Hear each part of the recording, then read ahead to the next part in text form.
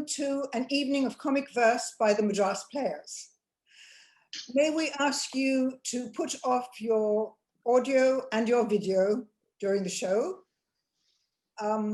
We hope you enjoy the evening. Here's Lakshmi. There was an old lady who swallowed a fly. I don't know why she swallowed a fly. Perhaps she'll die. A lovely hand, anonymous. Last night I held a lovely hand, it was so small and neat. I thought my heart with joy would burst, so wild was every beat. No other hand unto my heart could greater pleasure bring than the one so dear I held last night. 4 aces and a king. An ambitious young fellow named Matt tried to parachute using his hat. Folks below looked so small as he started to fall, then got bigger and splat.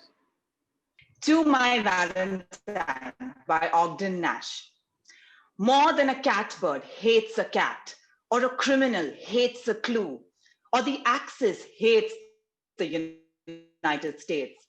That's how much I love you. I love you more than a duck can swim and more than a grapefruit squirts. I love you more than a gin rummy is a bore and more than a toothache hurts. As a shipwrecked sailor hates the sea or a juggler hates a shove. As a hostess detests unexpected guests. That's how much you I love. I love you more than a wasp can sting and more than a subway jerks.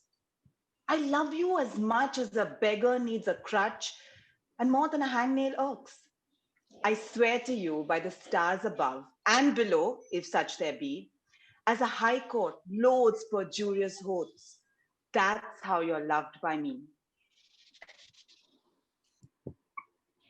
A warning on spontaneous combustion by Stuart McLean. Oh, whiskey is the king of drinks, renowned the world over. But here's a word of caution to think of when you pour.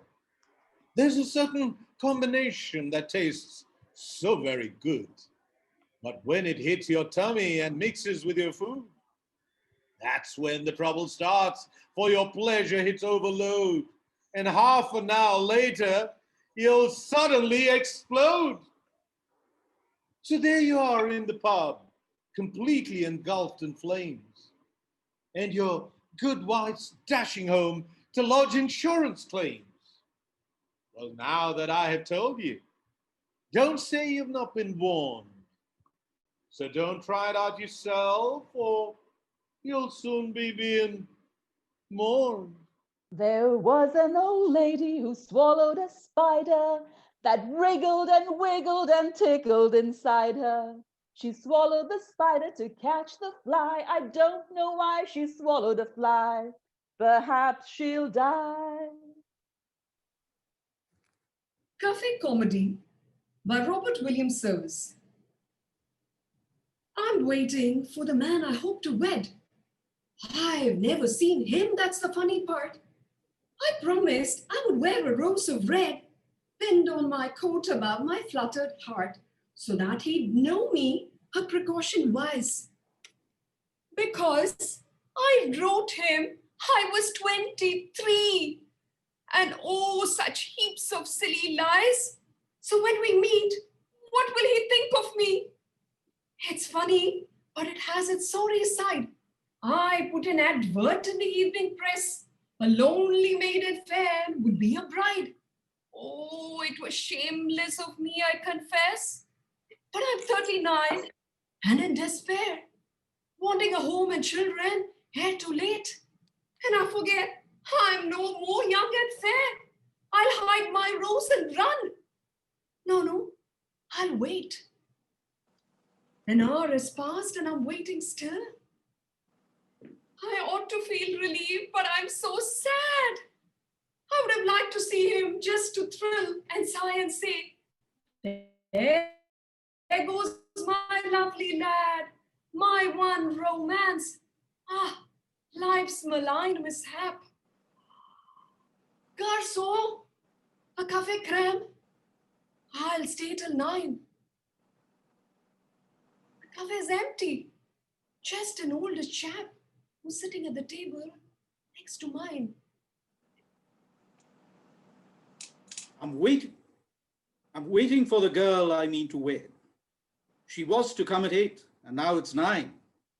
She'd pin upon her coat a rose of red, and I would wear a marguerite in mine. No sign of her I see, it's true my eyes need stronger glasses than the ones I wear. But oh, I feel my heart would recognize her face without the rose, she is so fair. Ah, what deceivers are we aging men, what vanity keeps youthful hope aglow. Poor girl, I sent a photo taken when I was a student, 20 years ago.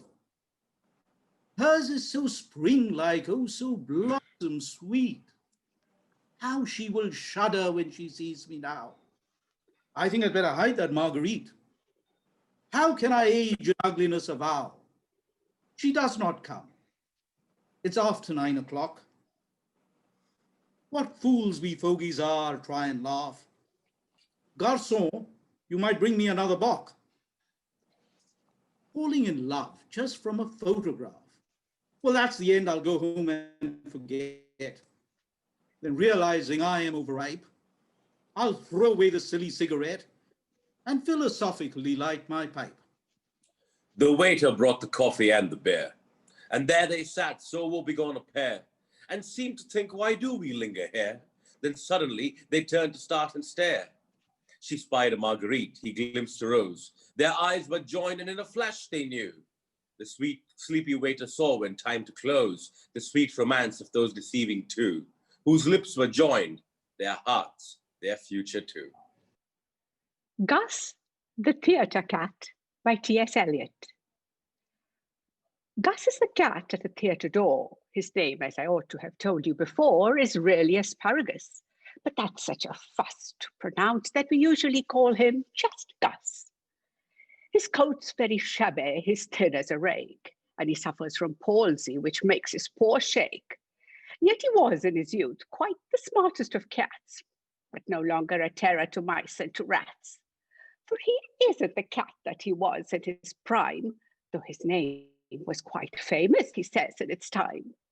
And whenever he joins his friends at the club, which takes back at the place near the neighboring pub, he loves to regale them, if someone else pays, with anecdotes drawn from his palmiest days. For he once was a star of the highest degree. He's worked with Irving, he's worked with Tree. And he likes to relate his success in the halls where the gallery once gave him 7 cat calls. But his grandest creation, as he loves to tell, was Fire, Flory, Fiddle, the Fiend of the Fell. I have played, so he says, every possible part. And I used to know 7 test speeches by heart. I'd extemporized backchat, I knew how to gag, and I knew how to let the cat out of the bag. I knew how to act with my back and my tail. With an hour of rehearsal, I never could fail. In the pantomime season, I never fell flat. And I once understudied Dick Whittington's cat. But my grandest creation, as history will tell, was Fire, Flory, Fiddle, the Fiend of the Hell. Then, if someone would give him a toothful of whiskey, he'll tell you how he played a part in Carnegie. At a Shakespeare performance, he once came on pat when an actor suggested the need for a cat. And he thinks that he still can, much better than most, produce blood-curdling noises to bring on the ghost. Oh, and he once crossed a stage on a telegraph wire to rescue a child whose house was on fire. And he says, now then, kittens, they do not get trained as we did in the days when Victoria reigned. They never get trained in a regular troop, and they think that they're smart just to jump through a hoop. I will say, as he scratches himself with his claws, well, the theatre is certainly not what it was. These modern productions are all very well, but there's nothing to equal, from what I hear tell, that moment of mystery when I made history as fire Frory Fiddle, the fiend of the fell. You can start. Red Riding Hood and the Wolf by Roald Dahl. As soon as Wolf began to feel that he would like a decent meal, he went and knocked on Grandma's door. When Grandma opened it, she saw the sharp white teeth, the horrid grin, and Wolfie said, "May I come in?" Poor Grandmama was terrified. "He's going to eat me up," she cried. And she was absolutely right. He ate her up in one big bite. But Grandmama was small and tough, and Wolfie cried, "That's not enough. I haven't yet begun to feel like I have had a decent meal." He ran around the kitchen yelping, "I've got to have a second helping," then added with a frightful leer, "I'm therefore going to wait right here." Till little Miss Red Riding Hood comes home from walking in the wood. He quickly put on Grandma's clothes. Of course, he hadn't eaten those. He dressed himself in coat and hat and put on shoes, and after that he even brushed and curled his hair, then sat himself in Grandma's chair. In came the little girl in red. She stopped. She stared. And then she said, "What great big ears you have, Grandma!" "All the better to hear you with," the wolf replied. "What great big eyes you have, Grandma!" said Little Red Riding Hood. "All the better to see you with," the wolf replied. He sat there watching her and smiled. He thought, "I'm going to eat this child. Compared with her old grandmama, she's going to taste like caviar." Then Little Red Riding Hood said, "But Grandma, what a lovely, great, big furry coat you have on." "That's wrong," cried Wolf. "Have you forgot to ask me what big teeth I've got? Ah, well, no matter what you say, I'm going to eat you anyway." The small girl smiles. One eyelid flickers. She whips a pistol from her knickers. She aims it at the creature's head, and bang, bang, bang, she shoots it dead. A few weeks later in the wood, I came across Miss Riding Hood. But what a change! No cloak of red, no silly hood upon her head. She said, "Hello, and do please note my lovely furry wolfskin coat."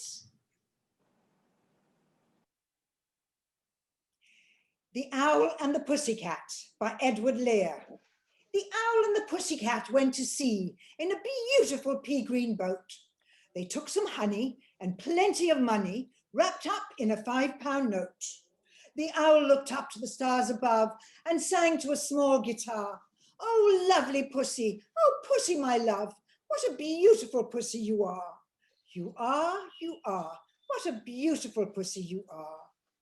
Said the pussy to the owl, "You elegant fowl, how charmingly sweet you sing. Oh, let us be married, too long we have tarried. But what shall we do for a ring?" They sailed away for a year and a day to the land where the bong tree grows. And there in the wood, a piggy-wig stood with a ring at the end of his nose. His nose, with a ring at the end of his nose. "Dear pig, are you willing to sell for 1 shilling your ring?" Said the piggy, "I will."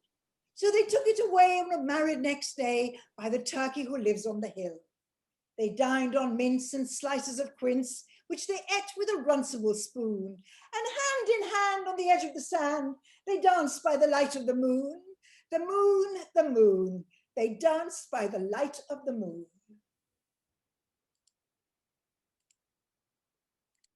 A Limerick. There was an old man of Peru who dreamt he was eating a shoe. He woke in the night with a terrible fright and found it was perfectly true. Three Little Pigs by Roald Dahl. The animal I really dig above all others is the pig. Pigs are noble, pigs are clever, pigs are courteous. However, now and then to break this rule, one meets a pig who is a fool. What, for example, would you say, if strolling through the woods one day, right there in front of you, you saw a pig who'd made his house of straw? The wolf who saw this licked his lips and said, "That pig has had his chips. Little pig, let me come in." "No, no, by the hairs of my chinny chin chin. Then I'll huff and I'll puff and I'll blow your house in." The little pig began to pray, but Wolfie blew his house away. He shouted, "Break it, broken ham! Oh, what a lucky wolf I am!" And though he ate the pig quite fast, he carefully kept the tail till last. Wolf wandered on, a trifle bloated. Surprise, surprise, for soon he noted another little house for pigs, and this one had been built on twigs. Little pig, let me come in." "No, no, by the hairs of my chinny chin chin. Then I'll huff and I'll puff and I'll blow your house in." The wolf said, "Okay, here we go." He then began to blow and blow. The little pig began to squeal. He cried, "Oh, wolf, you've had one meal. Can't we talk and make a deal?" The wolf replied, "Not on your nanny." And soon the pig was in his belly. "Two juicy little pigs," the wolf cried. "But still I'm not quite satisfied. I know how full my tummy's bulging, but oh, how I adore indulging." So creeping quietly as a mouse, the wolf approached another house, a house which also had inside a little piggy trying to hide. "You'll not get me," the piggy cried. "I'll blow you down," the wolf replied. "You'll need," pig said, "a lot of puff, and I don't think you've got enough." Wolf huffed and puffed and blew. The house stayed up as good as new. "If I can't blow it down," the wolf said, "I'll have to blow it up instead. I'll come back in the dead of night and blow it up with dynamite." Pig cried, "Oh, brute, I might have known." Then picking up the telephone, he dialed as quickly as he could the number of Red Riding Hood. "Hello," she said. "Who's speaking, who?" "Oh, hello, Piggy. How do you do?" Pig cried, "I need your help, Red Riding Hood. Oh, help me, please. Do you think you could?" "I'll try, of course," she said. "What's on your mind?" "A wolf," Pig cried. "I know you've dealt with those before, and now I have one at my door." "My darling Pig," she said, "my sweet, that's something really up my street. I've just begun to wash my hair, but when it's dry, I'll be right there." A short while later, through the wood, came striding brave Miss Riding Hood. The wolf stood there, his eyes ablaze, and yellowish like mayonnaise. His teeth were sharp, his gums were raw, and spit was dripping from his jaw. Once more the maiden's eyelid flickers. She draws a pistol from her knickers. Once more she hits the vital spot and kills him with a single shot. Pig peeping from the window stood and cried, "Well done, Miss Riding Hood!" "Ah, Piglet, you must never trust young ladies from the upper crust. For now Miss Riding Hood, one notes, not only has 2 wolfskin coats, but when she goes from place to place, she has a pigskin traveling case."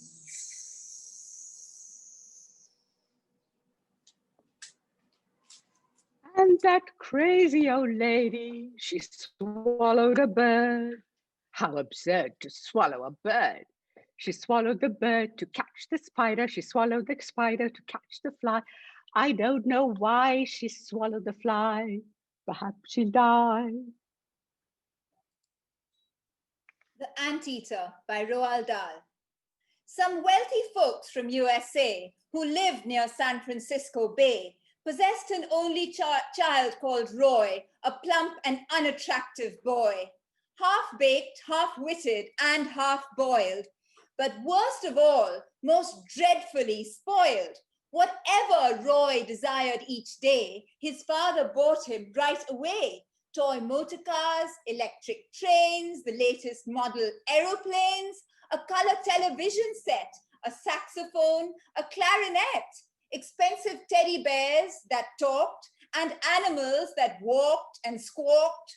That house contained sufficient toys to thrill 500,000 boys. As well as this, young Roy would choose 2 pairs a week of brand new shoes. And now he stood there shouting, "What on earth is there I haven't got? How hard to think of something new. The choices are extremely few." Then added as he scratched his ear, "Hold it, I've got a good idea. I think the next thing I must get should be a most peculiar pet, the kind that no one else has got. A giant anteater. Why not?" As soon as father heard the news, he quickly wrote to all the zoos. "Dear sirs," he said, "my dear keepers, do any of you have anteaters?"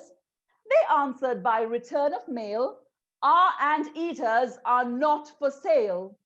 Undaunted, Roy's fond parent hurled more messages across the world. He said, "I'll pay you through the nose if you can get me one of those."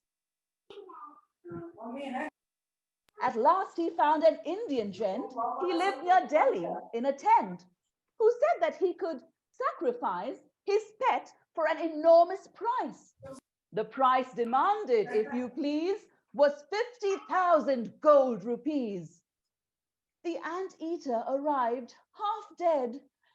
It looked at Roy and softly said, "I'm famished. Do you think you could? Please give me just a little food, a crust of bread, a bit of meat. I haven't had a thing to eat in all the time I was at sea, for nobody looked after me." Roy shouted, "No, no bread or meat. Go find some ants. They're what you eat." The starving creature crawled away. It searched the garden night and day. It hunted every inch of ground, but not one single ant it found. "Please give me food," the creature cried. "Go find an ant," the boy replied. By chance, upon that very day, Roy's father's sister came to stay, a foul old hag of 83, whose name, it seems, was Dorothy. She said to Roy, "Come, let us sit out in the sun and talk a bit."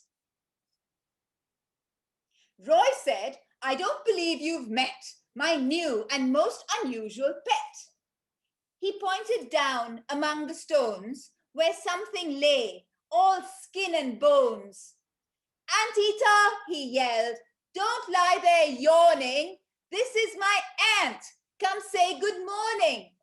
Some people in the USA have trouble with the words they say. However hard they try, they can't pronounce a simple word like aunt. Instead of aunt, they call it ant. Instead of can't, they call it can't. Roy yelled, "Come here, you so-and-so. My aunt would like to say hello." Slowly, the creature raised its head. "Do you mean that's an ant?" it said. "Of course," cried Roy. "Aunt Dorothy. This ant is over 83. The creature smiled. Its tummy rumbled. It licked its starving lips and mumbled, "A giant ant! By gosh, a winner! At last I'll get a decent dinner. No matter if it's 83. If that's an ant, then it's for me." Then, taking very careful aim, it pounced upon the startled dame. It grabbed her firmly by the hair and ate her up right then and there, murmuring as it chewed the feet, "The largest ant I'll ever eat." Meanwhile, our hero Roy had sped in terror to the potting shed and tried to make himself obscure behind a pile of horse manure. But Anteater came sneaking in, already it was much less thin, and said to Roy, "You little squirt, I think I'll have you for dessert." The Fly by Ogden Nash. God in his wisdom made the fly, and then forgot to tell us why. There was an old lady who swallowed a dog. Oh, what a hog to swallow a dog. She swallowed the dog to catch the cat. She swallowed the cat to catch the bird. She swallowed the bird to catch the spider. She swallowed the spider to catch the fly. I don't know why she swallowed a fly. Perhaps she'll die. The Hare and the Tortoise by Vikram Seth. Once or twice upon a time, in the land of runny rhyme, lived a hare both hot and heady, and a tortoise slow and steady. When at noon the hare awoke, she would tell herself a joke, squeal with laughter, roll about, eat her eggs and sauerkraut, then pick up the phone and babble, gibble, gabble, to her friends the mouse and mole, and the empty-headed vole. Hey girls, did you know the rat was rejected by the bat? Good for her, the rat's a fool. Oh, I think he's kind of cool. Too bad, darling, now he's dating Lady Lemming's maid in waiting. What? The hamster? You don't say. Gibble, gabble every day. Gibble, gabble, oh, what riffraff, oh, what rabble. But the tortoise, when he rose, daily counted all his toes, twice or three times to ensure there was neither less nor more. Next he'd tally the amount in his savings bank account. Then he'd very carefully count his grandsons. 1, 2, 3. Ed and Ned and Fred by name. And his sermon was always the same.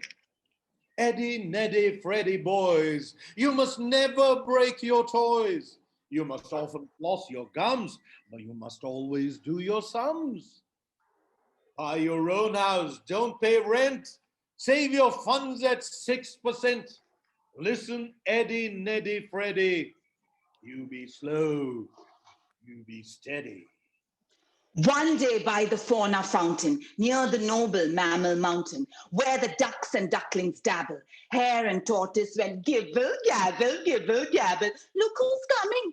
And the hare began a humming, and the mouse began a giggling. Well, it isn't Samuel Pigling, inch by inch he's crawling. How pathetic, how appalling. Teddy Tortoise, go and grab tram or train or taxi cab, squeal the hare. I have no doubt you can shell the money out.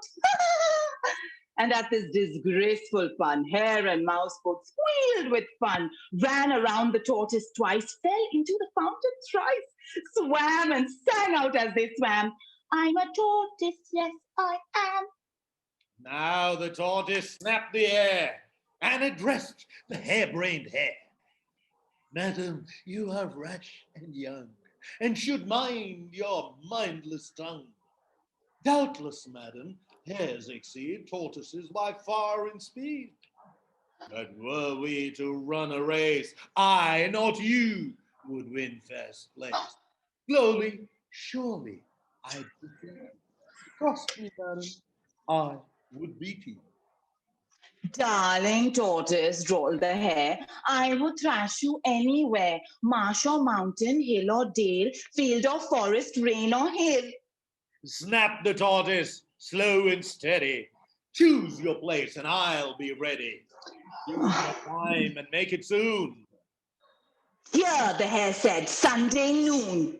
So at the appointed time, all the beasts of running around, every reptile, bird, or mammal, from the koala to the camel, gathered to behold the race. Get on first and second place. At the starting block, the steady tortoise flexed his toes, quite ready. But the flighty hare, still wearing her silk nightie, kept on staring at the mirror while the press took her words down, more or less. Young reporters sought her views for the rhyme and runny news. Why did you agree to run? Is the race already won? Pouting her scarlet lips, sweetly wiggling head and hips, making wolves feel weak inside. Languidly, Miss Hare replied, Teddy Tortoise, don't you see, has this awful crush on me. Why, he thinks I'm simply stunning. That's why, darlings, I am running. Who will win? Why can't you tell? Read the lipstick on the shell. There she'd smeared a scarlet too, and the words mock turtle stew, stew, stew. Soon the starting gun was heard, and the secretary bird gently murmured, It's begun, ma'am, perhaps you ought to run. No, the hare laughed. Oh, no, no. Teddy Tortoise is so slow. Let him have a little start. I don't want to break his heart. But the tortoise plodded on like a small automaton, muttering as he held his pace, I have got to win this race. 2 hours passed in satin shorts cut for fashion more than sports. Miss Hare once again appeared, yawning softly as she neared. 2 o'clock, my beauty sleep. Ma'am, the race will keep. Really, it's already won. And she stretched out into the sun. 2 hours passed. The hare awoke, and she stretched and yawned and spoke. Where's the tortoise? Out of sight. Oh, the hare said, really? Right, time to go. And off she bounded, leaving all her friends astounded at her rocket-fueled pace. Sure, they said, she'll win the race. Suddenly, the dizzy hare saw a field of mushrooms where champignons and chanterelles mixed with devils of the dell. This vast mushroom, I suspect, has a cerebral effect. Every time I eat one, I feel like I'm floating in the sky. How delicious! What a treat, said the hare. I'll stop and eat. So she did, and very soon she was singing out of tune. Let's go off the beaten track. In a minute, I'll be back. Off the hare went fancy free. 1 hour passed, then 2, then 3. But the tortoise plodded on. Now the day was almost gone, and he saw the finish line, and he thought the race was mine, and the gold cup was in sight, glinting in the golden light, when with an impassioned air someone screamed, look, look, the hare! For the hare was roused at last, and was gaining on him fast, when the tortoise mouth agape crossed the line and bit the tail. After the announcer's gun had pronounced that he had won, and the cheering of the crowd died at last, the tortoise bowed, clasped up with quiet pride, and sat down self-satisfied. And he thought, that silly hare, so much for her charm and flair. Now she'll learn that sure and slow is the only way to go. That you can't rise to the top with a skip, a jump, and a hop. When the press comes, I shall say that she has been shell-shocked today. What a well-deserved disgrace that the fool has lost his race. But it was, in fact, the hare with a calm, insouciant air, like an unrepentant bounder who allured the pressmen round her. Oh, Miss Hare, you're so appealing, said one squealing. You have tendered golden beauty to the shrine of sleep and beauty, breathed another overawed. And Will Wolf, the great press lord, filled a gold cup on a whim with huge rubies to the brim, and with an inviting grin murmured, in my eyes, you win. And perhaps she had the hair. Suddenly, it was everywhere. Stories of her coats and capers made front page in all the papers. Soon she saw her name in lights, sold a book and movie rights, while a travel magazine bought the story sight unseen. Soon the cash came pouring in, and to save it was a sin. So she bought a manor house where she lived with Mole and Mouse and her friends where they played Scrabble. Gibble, gabble, gibble, gabble. Thus, the hare was pampered rotten, and the tortoise was forgotten.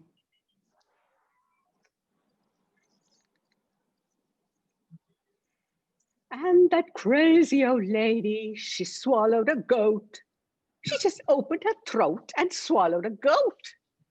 She swallowed the goat to catch the dog. She swallowed the dog to catch the cat. She swallowed the cat to catch the bird. She swallowed the bird to catch the spider that wriggled and jiggled and tickled inside her. She swallowed the spider to catch the fly. I don't know why she swallowed a fly. Perhaps she'll die. How to spell potato has tried many minds, sometimes mine, I'll confide. Though it may have an I, there's no E, don't ask why. Not until it's been baked, boiled, or fried. There was a young lady named Rose who had a large wart on her nose. When she had it removed, her appearance improved, but her glasses slipped down to her toes. Don't change on my account.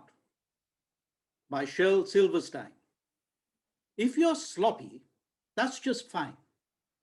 If you're moody, I won't mind. If you're fat, that's fine with me.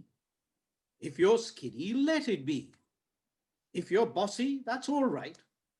If you're nasty, I won't fight. If you're rough, well, that's just you.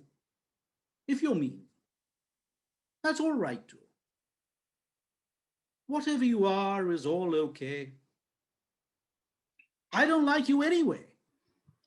Remember when a computer was something on TV from a science fiction show of note. A window was something you hated to clean, and Ram was the cousin of a goat. Meg was the name of my girlfriend, and gig was a job for the nights. Now they all mean different things, and that really mega bites. An application was for employment. A program was a TV show. A cursor used profanity. A keyboard was a piano. Memory was something you lost with age. A CD was a bank account. And if you had a 3.5-inch floppy, you hoped nobody found out. Compress was something you did to the garbage, not something you did to a file. And if you unzipped anything in public, oh, you'd be in jail for a while. Log on was adding wood to the fire. Hard drive was a long trip on the road. A mouse pad was where a mouse lived, and a backup happened to your commode. Cut you did with a pocket knife, paste you did with glue. A web was a spider's home, and a virus was the flu. I guess I'll stick to my pad and paper and the memory in my hair. I hear nobody's been killed in a computer crash. But when it happens, they wish they were dead. There once was a fly on the wall. I wonder, why didn't it fall? Because its feet stuck? Or was it just luck? Or does gravity miss things so small? There was an old lady who swallowed a cow. I don't know how she swallowed a cow. She swallowed the cow to catch the dog. She swallowed the dog to catch the cat. She swallowed the cat to catch the bird. She swallowed the bird to catch the spider. She swallowed the spider to catch the fly. I don't know why she swallowed a fly. Perhaps she'll die. Strong Beer by Robert Graves. What do you think? The bravest drink under the sky? Strong beer, said I. There's a place for everything. Everything, anything. There's a place for everything where it ought to be. For a chicken, the hen's wing. For poison, the bee's sting. For almond blossom, spring. A house for me. There's a prize for everyone. Everyone, anyone. There's a prize for everyone, whoever he may be. Rags for the mountaineer, flags for the Fusilier. For English poets, beer. Strong beer for me. Cinderella by Roald Dahl. I guess you think you know this story. You don't. The real one's much more gory. The phony one, the one you know, years and years ago, and made to sound all soft and sappy just to keep the children happy. Mind you, they got the first bit right.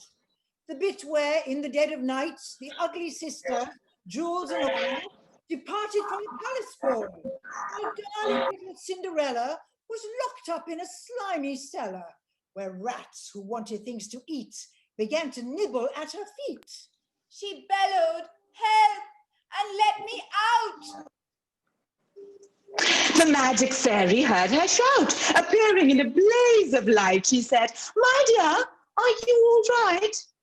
"All right," cried Cindy. "Can't you see? I feel as rotten as can be." She beat her fist against the wall and shouted, "Get me to the ball! There's a disco at the palace.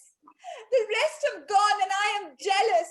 I want a dress, I want a coach, and earrings, and a diamond brooch, and silver slippers, 2 of those, and a lovely nylon pantyhose. Done up like that, I'll guarantee the handsome prince will fall for me." The fairy said, "Hang on a tick." She gave her wand a mighty flick, and quickly, in no time at all, Cindy was at the palace ball. It made the ugly sisters wince to see her dancing with the prince. She held him very tight and pressed herself against his manly chest. The prince himself was turned to pulp. All he could midnight struck. She shouted, "Heck, I've got to run to save my neck." The prince cried, "No, alas, alack." He grabbed her dress to hold her back. As Cindy shouted, "Let me go!" The dress was ripped from head to toe. She ran out in her underwear and lost one slipper on the stair. The prince was on it like a dart. He pressed it to his pounding heart. "The girl this slipper fits," he cried. "Tomorrow morn shall be my bride. I'll visit every house in town until I've tracked the maiden down." Then rather carelessly, I fear, he placed it on a crate of beer. At once, one of the ugly sisters, the one whose face was blotched with blisters, sneaked up and grabbed the dainty shoe and quickly flushed it down the loo. Then in its place, she calmly put the slipper from her own left foot. Aha, you see, the plot grows thicker and Cindy's luck starts looking sicker. Next day, the prince went charging down to knock on all the doors in town. In every house, the tension grew. Who was the owner of the shoe? The shoe was long and very wide. A normal foot got lost inside. Also, it smelled a wee bit icky. The owner's feet were hot and sticky. Thousands of eager people came to try it on, but all in vain. Now came the ugly sisters go. One tried it on, The prince screamed, "No!" but she screamed, "Yes, it fits, whoopee! So now you've got to marry me." The prince went white from ear to ear. He muttered, "Get me out of here." Oh, no, you don't. You made a vow. There's no way you can back out now. "Off with her head!" the prince roared back. They chopped it off with one big whack. This pleased the prince. He smiled and said, "She's prettier without her head." Then up came sister number 2, who yelled, "Now I will try the shoe." "Try this instead," the prince yelled back. He swung his trusty sword and smack. Her head went crashing to the ground. It bounced a bit and rolled around. In the kitchen, peeling spuds, Cinderella heard the thuds of bouncing heads upon the floor and poked her own head round the door. "What's all the racket?" Cindy cried. "Mind your own biz," the prince replied. Poor Cindy's heart was torn to shreds. "My prince," she thought, "he chops off heads? How could I marry anyone who does that sort of thing for fun?" The prince cried, "Who's this dirty slut? Off with her nut, off with her nut." Just then, in all a blaze of light, the magic fairy hove in sight. Her magic wand went swoosh and swish. "Cindy," she cried, "come make a wish. Wish anything and have no doubt that I will make it come about." Cindy answered, "Oh, kind fairy, this time I shall be more wary. No more princes, no more money. I have had my taste of honey. I'm wishing for a decent man. They're hard to find. Do you think you can?" Within a minute, Cinderella was married to a lovely fella, a simple jam maker by trade who sold good homemade marmalade. Their house was filled with smiles and laughter, and they were happy ever after. The Hippopotamus by Ogden Nash. Behold the hippopotamus. We laugh at how he looks to us, and yet in moments dank and grim, I wonder how we look to him. Peace, peace, thou hippopotamus. We really look all right to us, as you no doubt delight the eye of other hippopotami. On a tired housewife. Here lies a poor woman who was always tired. She lived in a house where help wasn't hired. Her last words on earth were, "Dear friends, I'm going to where there's no cooking or washing or sewing, for everything's there is exact to my wishes.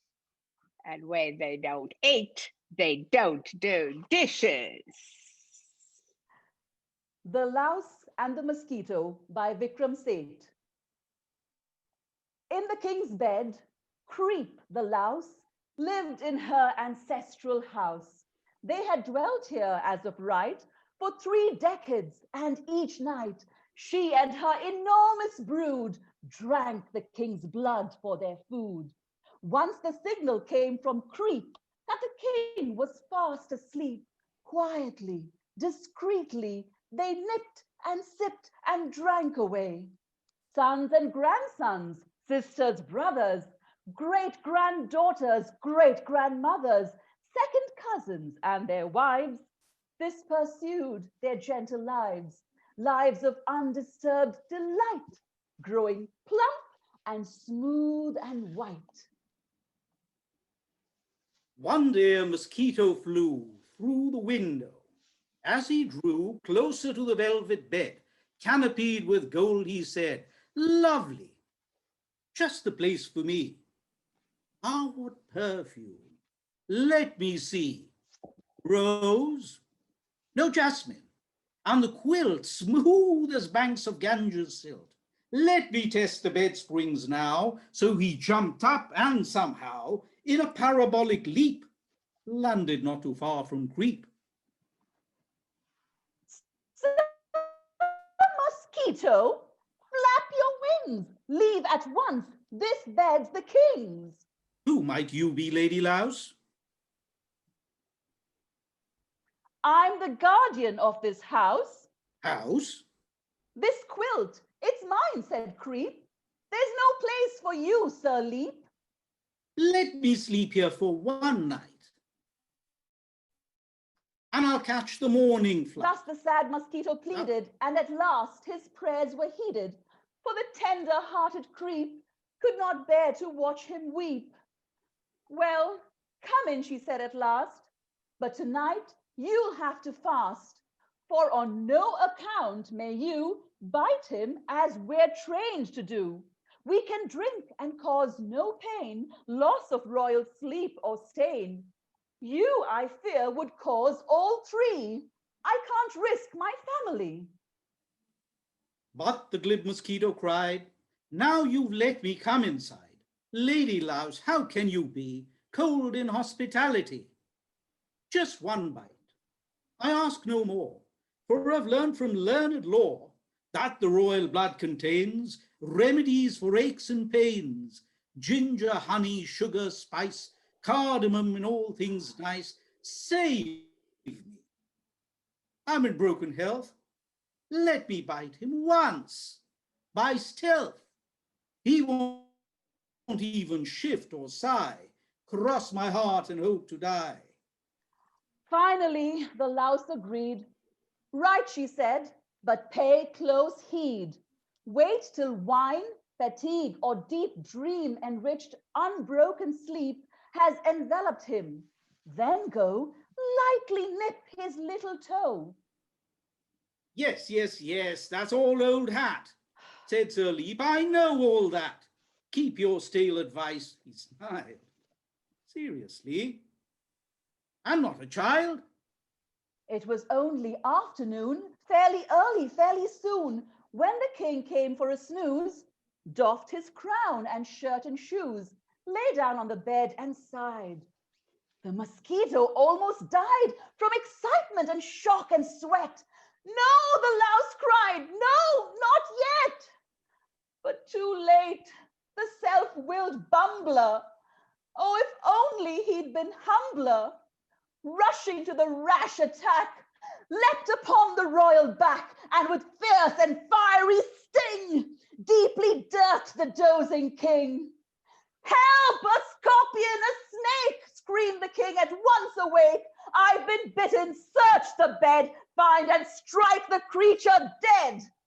When they made a close inspection, the mosquito foil's detection hidden in the canopy, but the louse clan could not flee. All were killed without ado. Meanwhile, the mosquito flew, looking out for further prey, humming mildly on his way. Don't forget about that silly old lady. She swallowed a horse. Well, what do you expect? She's dead, of course. Ta-da-dum. Well, I hope you enjoyed that.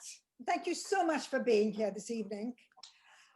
Before you go, I'd like to introduce our wonderful cast.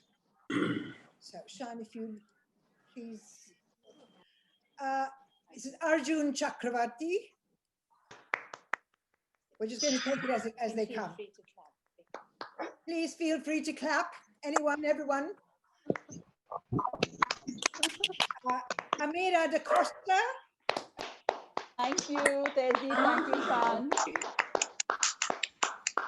Lakshmi Viswanathan. Ooh, Lakshmi. Thank you very much. Anu Menon. Thank you.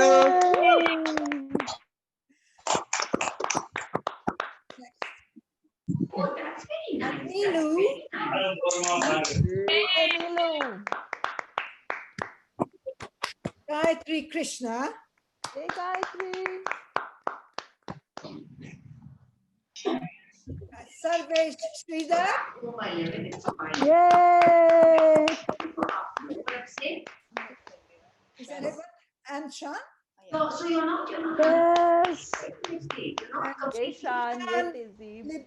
Katari Libby. And Tehzeeb Katari. Yay! I'd like to thank the entire cast. Everyone's worked very hard. And a very special thank you to Sean.